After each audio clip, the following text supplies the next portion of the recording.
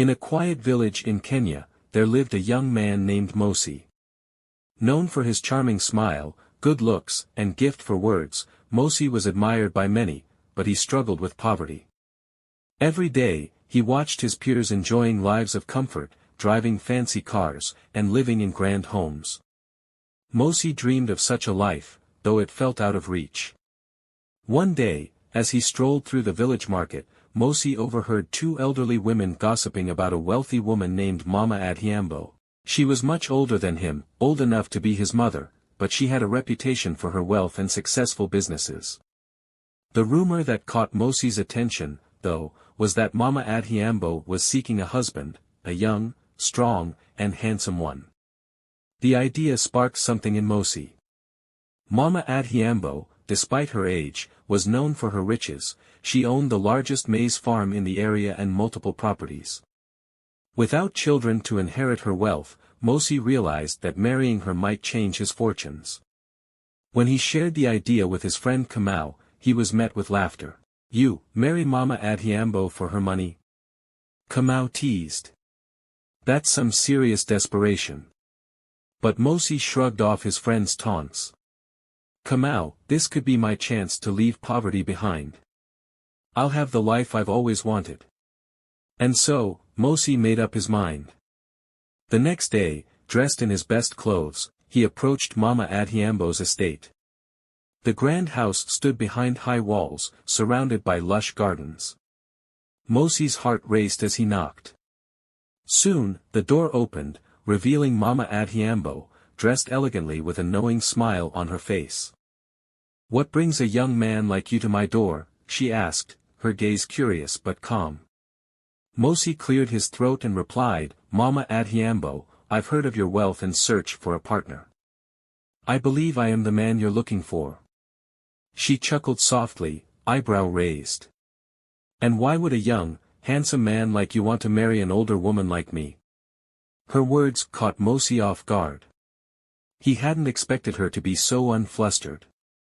"It's not just your wealth," Mosi responded with his most charming smile. "I see a strong woman who has much to teach. Together, we could accomplish great things." Mama Adhiambo studied him, nodding slowly. "Very well, Mosi. I will consider your proposal. But know this, marrying me won't be easy. You'll need to prove yourself." Mosi's excitement was barely contained. "I'll do anything, Mama Adhiambo." She smiled, her eyes glinting with mystery. "Then let's see if you have what it takes." That night, Mosi dreamed of wealth and success. But a shadow of doubt lingered. What did she mean by proving himself?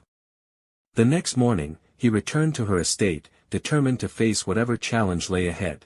Mama Adhiambo's housekeeper, Mama Wanjiru, a stern woman with sharp eyes, led him to the grand sitting room. "Mosi," Mama Adhiambo began, "if you're serious, I need to know if you're a man of your word." She handed him a woven basket. "Take this food to the workers on my farm." Mosi was surprised, such a small task couldn't be what she meant. But he complied, making the long, hot walk to the farm. There, he met Mzee Kioni, the elderly foreman who eyed him with suspicion. "So, you're the young man Mama Adhiambo spoke of?" he asked. "Yes, she sent food for the workers," Mosi explained, handing over the basket.